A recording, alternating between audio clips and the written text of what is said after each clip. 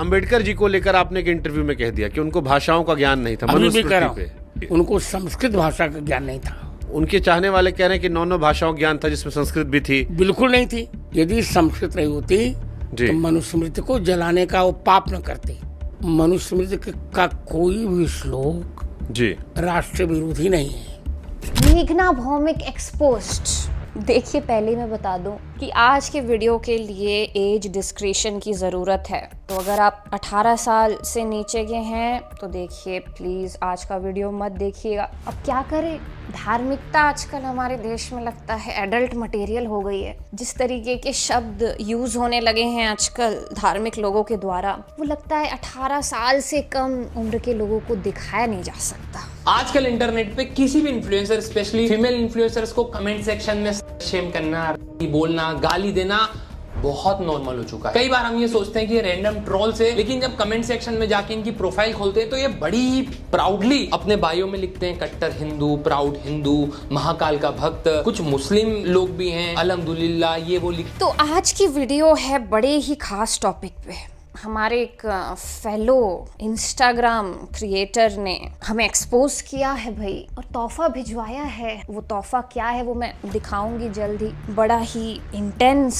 तोहफा भिजवाया गया है उनके तरफ से। मैं बात कर रही हूँ गोविंद गुरुकुल ऑफिशियल चैनल की। तो इन्होंने जो वीडियो बनाई है मुझ पे, वो बेसिकली एक एक्सपोज वीडियो बनाई है मुझे एक्सपोज करते हुए मेरे प्रीवियस वीडियो पे, जो मैंने एथिज्म वर्सेस मनुस्मृति के ऊपर बनाई थी, जो अनिरुद्धाचार्य महाराज को लेके और खुशबू पटानी को लेके, और पूरा वो जो सीन चल रहा था उस टाइम पे, कि टिप्पणी कर दी थी अनिरुद्धाचार्य महाराज ने इन चीजों के ऊपर कि 25 साल की लड़की 10 जगह मुंह मार के आती है, ऑल स्टफ। आने वाले टाइम पे देख लेना, लोग फिर जल्दी शादियां करना शुरू कर देंगे।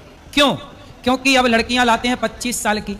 अब 25 साल की लड़की 4 जगह वो मुंह मार चुकी होती है। जिसमें मैंने साफ साफ बताया था कि जिस धर्म का प्रचार अनिरुद्धाचार्य महाराज कर रहे हैं वो मनुस्मृति से आ रहा है। सीधी बात है, क्योंकि एक एक शब्द जो उन्होंने कहा उस वीडियो में वो मनुस्मृति के किसी ना किसी श्लोक से रिलेट करता है, और उसमें छुपाने की भी कोई बात नहीं है। वो लोग खुले में मनुस्मृति का जो है प्रचार प्रसार करते हैं, उनके लिए मनुस्मृति ही शास्त्र है। जैसे मनुस्मृति के 9वें अध्याय का 94वां श्लोक कहता है कि 30 वर्ष का पुरुष 12 वर्ष की सुंदरी कन्या से विवाह करे, या 24 वर्ष का 8 वर्ष की कन्या से विवाह करे। और इन्हीं भ्रामक बयानों की वजह से ये हो जाता है कि जो बड़े एथिस्ट क्रिएटर्स हैं वो पूरे हिंदू शास्त्रों को ही शोषणकारी डिक्लेयर कर देते हैं कि पूरे शास्त्र, सारे हिंदू शास्त्र जो हैं वो शोषणकारी है।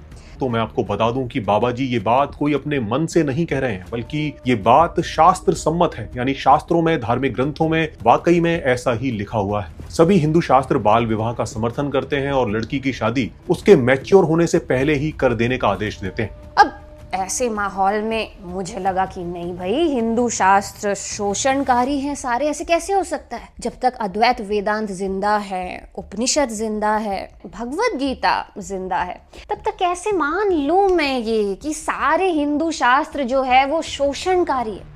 मनुस्मृति तो वैदिक भी नहीं है। मैंने अपने वीडियो में बताया भी ये चीज डिटेल्ड कि मनुस्मृति तो वैदिक है भी नहीं, वो तो स्मृति है, श्रुति वो है ही नहीं। हम कंपेयर करेंगे मनुस्मृति के प्रिंसिपल्स को अद्वैत वेदांत के, जो रियल वैदिक फिलॉसफी है, जो श्रुति प्रिंसिपल्स है वेदांत के, वैदिक फिलॉसफी के, उनके श्लोकों के साथ, और देखेंगे कि क्या सही में हिंदुइज्म में कास्ट ऑपरेशन और वुमेन ऑपरेशन जैसी चीजों को जस्टिफाई किया गया।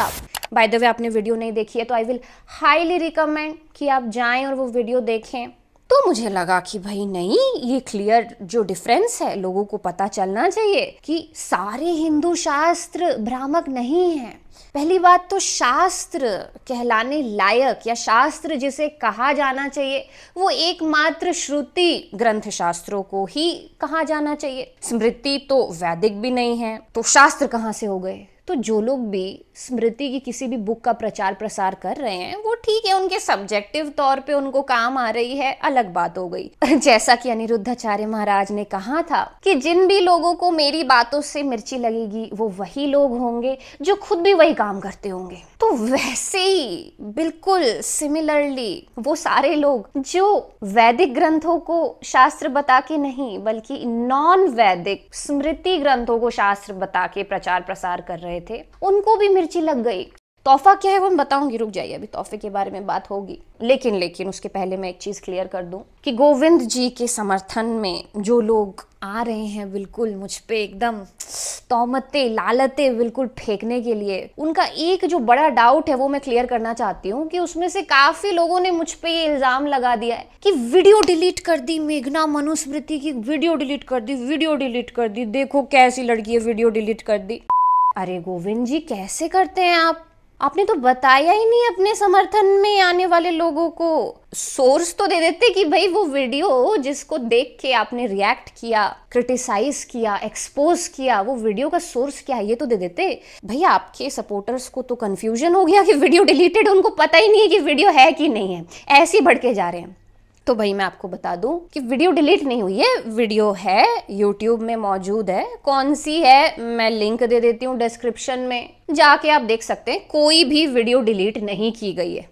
हाँ, गोविंद जी ने इंस्टाग्राम में मुझे एक्सपोज किया है तो उनके जो फॉलोवर्स है उनको कंफ्यूजन हो गया कि भाई इंस्टाग्राम में मैंने कोई वीडियो डाली होगी, तो उसके रिएक्शन में गोविंद जी ने जो है मेरे ऊपर वीडियो बनाई है। उन्होंने ये देखने की भी जरूरत नहीं महसूस करी कि भाई इंस्टाग्राम का वीडियो यूट्यूब का है। तो इंस्टाग्राम में एक पुराना वीडियो है मनुस्मृति के ऊपर जो मैंने बनाया था, उसमें मैं मनुस्मृति की बुराई भी नहीं कर रही, उसमें मैं मनुस्मृति को बोल रही हूँ उल्टा, बल्कि कि हाँ एक टाइम था, हम मान सकते हैं कि जब मनुस्मृति के प्रिंसिपल्स हो सकता है कि लोगों के लिए यूजफुल थे, लेकिन अब नहीं है। मनुस्मृति वगैरह जब लिखी गई थी, आप मान सकते हो कि उस टाइम पे लड़कियों के पास शायद उतना बाहर जाके काम करने की सुविधाएं नहीं थी, तो उन्होंने वैसा कुछ लिख दिया। बट अब तो ऐसा नहीं, अब टेक्नोलॉजी है, एक लड़की भी जो काम कर सकती है लड़का भी कर सकता है, ब्रेन की बात आ गई अब। तो उस पे जाके लोग जो हैं मेरे को तौमतें बख्श रहे हैं और जो भी है वो बख्श रहे हैं। तो भाई वीडियो तो पता कर लीजिए कौन सा है, वो तो सॉफ्ट एक तरीके से समर्थन था उस वीडियो में मनुस्मृति का, उसी पे आप लालतें भेज रहे हैं। अरे ये उल्टा PR पड़ जाएगा, क्या कर रहे हैं गोविंद जी। हाँ, तो इससे मैं आती हूँ उस बात पे जो मैं क्लियर करना चाहती थी। तो मैं गोविंद जी के फॉलोवर्स को बता दूं कि मैंने कोई वीडियो नहीं डिलीट की है, उल्टा जो आपके बड़े गुरुजी हैं जिनके रिएक्शन पे मैंने लॉन्ग वीडियो बनाई थी, उनके चैनल से जरूर वीडियो डिलीट हो गया है। ज्यादातर लोगों ने असल में बाबा के बयान की बस एक छोटी सी क्लिप देखी, जिस वजह से उस बयान को लेकर बाबा जी का जो पूरा इंटेंशन था वो ज्यादातर लोगों को समझ नहीं आया। पूरी वीडियो तो अब शायद उनके चैनल पर भी अवेलेबल नहीं है, कंट्रोवर्सी के चलते शायद उन्होंने उसे हटा दिया है। तो देखिए अब कल को मेरे ऊपर ये इल्जाम मत लगाइएगा कि ऐसा कोई वीडियो तो था ही नहीं, AI जनरेटेड वीडियो था, AI जनरेटेड। तो चलिए अब आते हैं उस तोहफे पे जो गोविंद जी ने हमारे लिए बड़े प्यार से भिजवाया है। मैंने सोचा क्यों ना वो तोहफा आप सबके साथ साझा किया जाए, आप सबके साथ शेयर किया जाए। पहली बार भाई किसी ने एक्सपोज वीडियो बनाई है हम पे, और व्यूज तो मिलियन में जाने वाले हैं आप उस वीडियो को। मतलब मेरे रिएक्शन वीडियो में भी जो मैंने बनाया था ओरिजिनल, उसमें भी उतने व्यूज नहीं है। अच्छी बात है, अच्छी बात है, अच्छा लगा देख के मुझे कि हम पे एक्सपोज वीडियो कोई बनाए तो वीडियो मिलियन में भी जा सकती है, वाह। तो जो तोहफा भिजवाया है गोविंद जी ने हमारे लिए, वो है उनके फॉलोवर्स को भेज भेज के जो ट्रोलिंग कराई गई है मेरी, वाह वाह वाह वाह वाह वाह। प्यारे प्यारे खत जो भेजे गए हैं मुझे, मैं दिखा देती हूँ स्क्रीन में, आप सबके साथ साझा भी हो जाएगी। क्या है ना, गिफ्ट जो है शेयर करना चाहिए, प्यार बढ़ता है आपस में।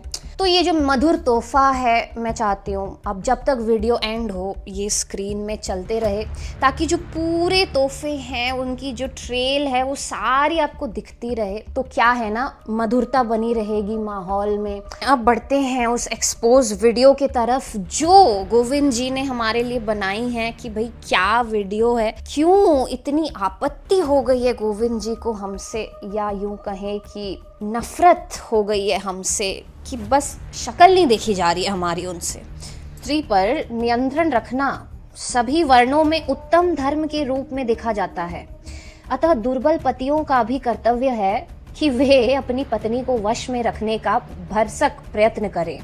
वाओ, जिसने हिंदुइज्म को नहीं जाना है और आप ये बोल के उसको दिखा दो ये श्लोक कि भाई ये हिंदू धर्म में एक सेक्रेट टेक्स्ट मानी जाती है और उसमें ये बात लिखी हुई है, आई गारंटी यू कि वो पक्का हिंदू धर्म छोड़ देगी कि भाई मेरे को नहीं बनना हिंदू, भाड़ में जाए हिंदू धर्म, मैं एथिस्ट ठीक हूँ। तो चलिए एक काम करते हैं, मनुस्मृति खोलकर देखते हैं कि मनुस्मृति में ये बात लिखी भी हुई है या इन्होंने अपने मन से ही बनाई है। तो ये है मनुस्मृति, इसको खोलते हैं, एक बार अंदर चलते हैं। ये है 9वां अध्याय, ठीक है, और ये है 6ठा श्लोक इसका। सब वर्णों के इस पूर्वोक्त धर्म को श्रेष्ठ समझते हुए शरीर, धन या सामर्थ्य से दुर्बल पति भी अपनी पत्नी के सम्मान और कुसंगों से उसकी रक्षा करने के लिए यत्नशील रहते हैं। तो यहाँ पर पत्नी की रक्षा की बात हुई है और वहां पर बताया जा रहा है कि वश में रखने की बात है, ठीक है। तो ये ध्यान से देखिएगा कैसे चालाकी खेलते हैं कि यहाँ पर रक्षितुम आया है, ठीक है, ये रक्षा की बात आई है, यहाँ पर लिख दिया गया कि अपनी पत्नी को वश में रखने का प्रयास करे। हैं और देखते क्या नियंत्रण में रहने की बात आई है। यहाँ पर लिखा है कि साधारण कुसंगों से भी स्त्रियों को बचावें, और इन्होंने यहाँ पे क्या लिख दिया कि वह उन्हें अपने नियंत्रण में रखें। और इसी श्लोक का मैंने जब ग्रॉक को कहा कि शुद्ध व्याकरण के अनुसार जो है व्याकरण करिए, तो उसने क्या बताया ये भी देख लिए। सभी वर्णों के लोग इस उत्तम धर्म को देखते हुए अपनी पत्नी की रक्षा करने का प्रयास करते हैं, भले ही वह स्वयं दुर्बल कमजोर हो। और यहाँ पर भी रक्षा की बात आई, परंतु यहाँ पर इन्होंने कर दिया है वश में रखने की बात। वाओ, तो बेसिकली यहाँ पे गोविंद जी को इस बात से तकलीफ हुई है कि मनुस्मृति का जो 9.6 श्लोक मैंने मेंशन किया है अपने वीडियो में, उसमें मैंने जो ट्रांसलेशन है वो एग्जैक्ट नहीं बताया जो कि श्लोक संस्कृत में मीन कर रहा था, बल्कि उसे मैंने एक अपने तरीके से डेफिनेशन दे दी। तो यहाँ पे एक बात मैं क्लियर कर दूं आपको गोविंद जी, सबसे पहले क्योंकि आपने ग्रॉक एआई के प्रति इतना इंटरेस्ट दिखाया है, तो आपके इंटरेस्ट को देखते हुए मुझे लगता है कि ग्रॉक से कुछ सवाल जवाब मैं भी कर लूं अपने तरफ से तो अच्छा होगा, एक क्लैरिटी मिल जाएगी। तो जब मैंने पूछा ग्रॉक को कि वो 9.6 जो श्लोक है उसका मतलब कोट करे और उसके बाद ये बताए कि क्या ये जो श्लोक है ये टाइमलेस है, ठीक है, इस चीज़ पे ध्यान दीजिएगा।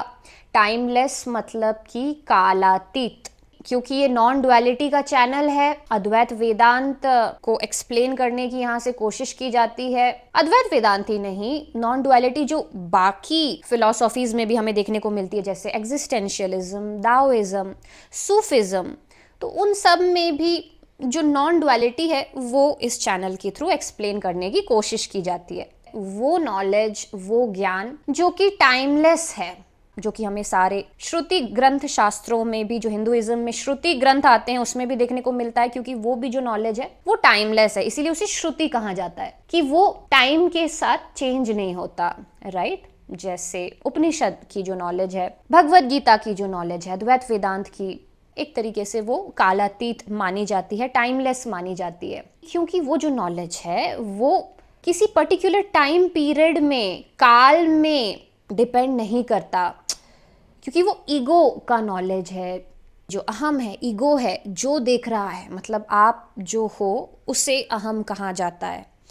ऐसा नहीं कि आपकी बॉडी मटेरियल नहीं है, आपकी बॉडी भी क्योंकि प्रकृति के तीनों गुणों से मिलके ही बनी है, तो वो भी प्रकृति के अंदर ही काउंट होगी, including your mind, including your consciousness, everything will be considered as prakriti. जैसे भगवद गीता में भी श्री कृष्ण कहते हैं कि ये जितने भी विभाजन तुम देख रहे हो अर्जुन, जो तुम्हें जातियों के रूप में दिख रहे हैं, वर्णों के रूप में दिख रहे हैं, ये अंततः मुझ में ही प्राप्त हो रहे हैं, मेरा ही रूप है, एक तरीके से मुझसे ही इन सब का जो है उद्गम है और अंततः मुझ में ही ये वापस से समाहित हो रहे हैं। बल्कि भगवद गीता तो ये भी कहती है कि जिसे तुम समझ रहे हो ना कि वो बार बार जन्म ले रहा है, वो भी आत्मा नहीं है, क्योंकि आत्मा अजन्मी है। तो अब क्योंकि ये जो तीन चीजें हैं, अहम, आत्मा और प्रकृति, ये तीनों का जो नॉलेज है वो हमारी अंतःकरण चतुष्टय के अंदर वाली चीजों को डिफाइन कर रहा है, और उसका जो रिलेशन है मटेरियल वर्ल्ड के साथ या सोर्स ऑफ एग्जिस्टेंस के साथ, उसको डिफाइन कर रहा है।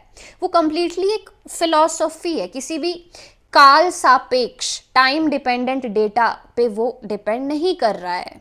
Time dependent data for example कि जैसे हवन पूजा जब हम करते हैं तो उसमें कुछ लकड़ी चाहिए होती है, या हम कुछ चीजें हैं जो हवन में डालते हैं ना, कि ये लेके आओ, वो लेके आओ, तो ऑब्वियसली ये जो इंग्रेडिएंट्स आप डाल रहे हैं किसी पूजा में वो काल पे डिपेंड करते हैं ना, समय से आ रहे हैं, वो समयातीत नहीं है। आप अगर लकड़ी डालोगे किसी हवन में तो आप कहीं से जाके उस लकड़ी को लोगे। उस काल पे निर्भर करेगा कि वो पेड़ उस टाइम पे मौजूद है कि एक्सटिंक्ट हो गई उसकी स्पीशीज़, कि वो जो घी है वो अवेलेबल है या बनना ही जो है बंद हो गई। तो ये तो बदलते रहेगा। ये कभी भी आप फिक्स नहीं बोल सकते कि एक लकड़ी जो हवन में यूज़ हुई वो उतने साल पहले मिलती थी तो अब भी मिलेगी, या आगे जाके जब इवोल्यूशन होगा तब भी वो पेड़ वैसे ही दिखाई देगा।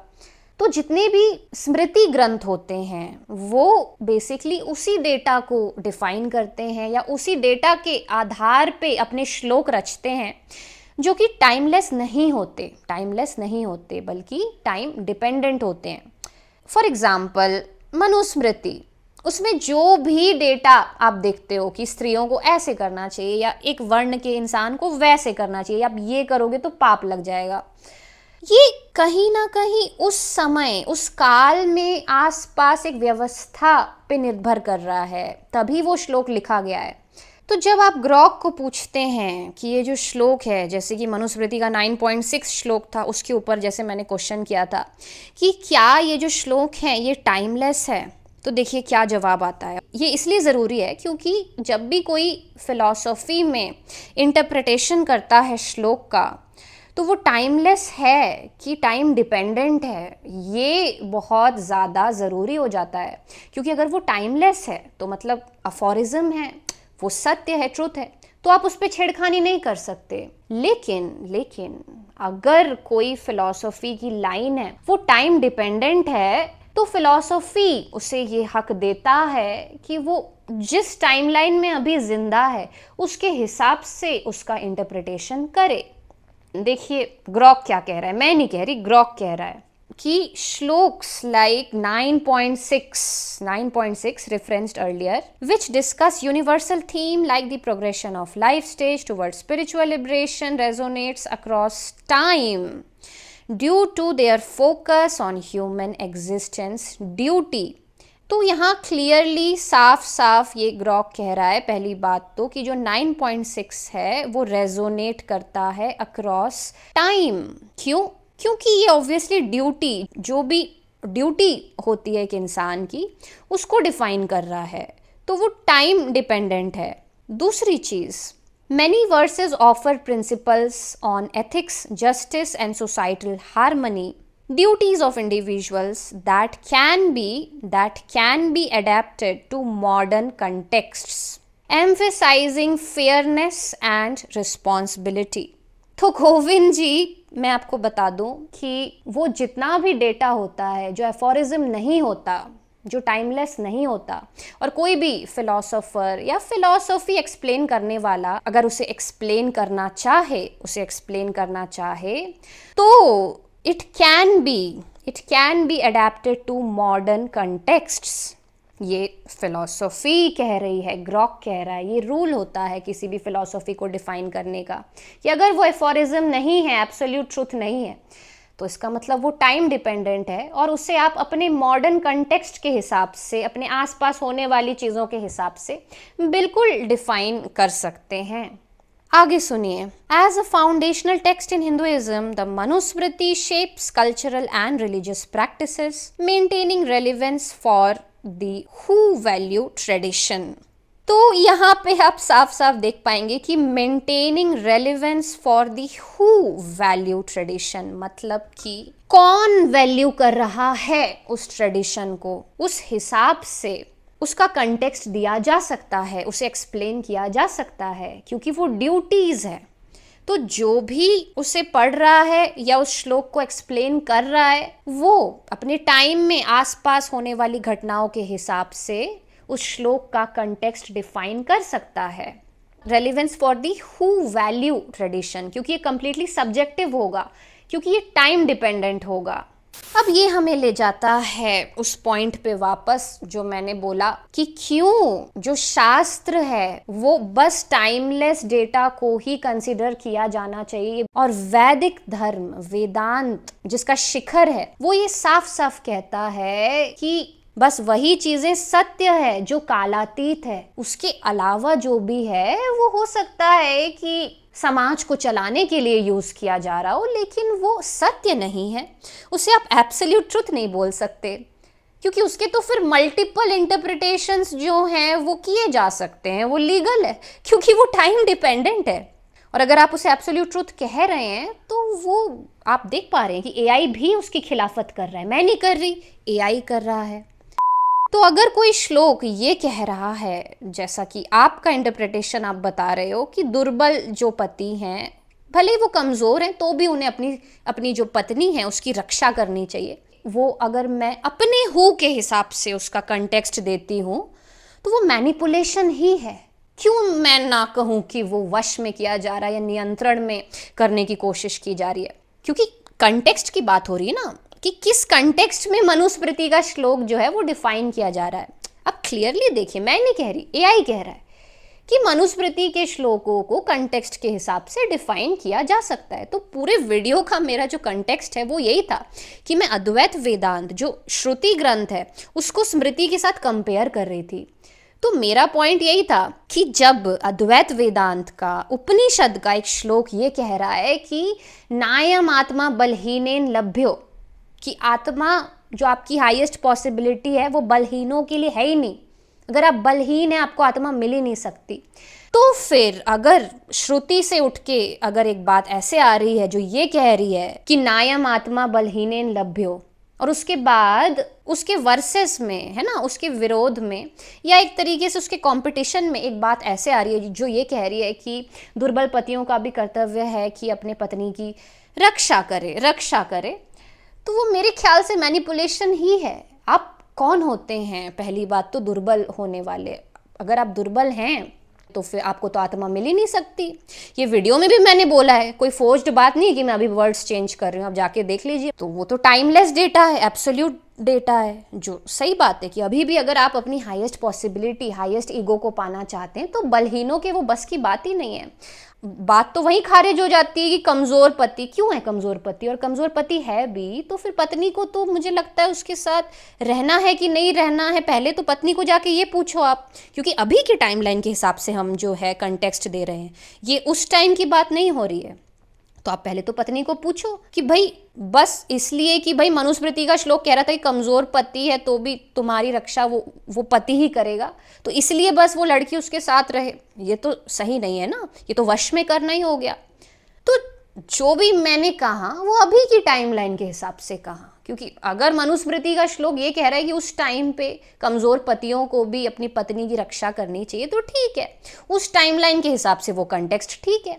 लेकिन अभी की टाइमलाइन के हिसाब से मैं बात करूंगी ना, या मैं पुराने टाइम में चली जाऊं, मैं 2025 की जनता को, अगर एक यंग जनता को एड्रेस कर रही हूँ, यंग लड़कियों को एड्रेस कर रही हूँ, तो मेरा जो इंटरप्रिटेशन है वो तो अभी की टाइमलाइन के हिसाब से होगा।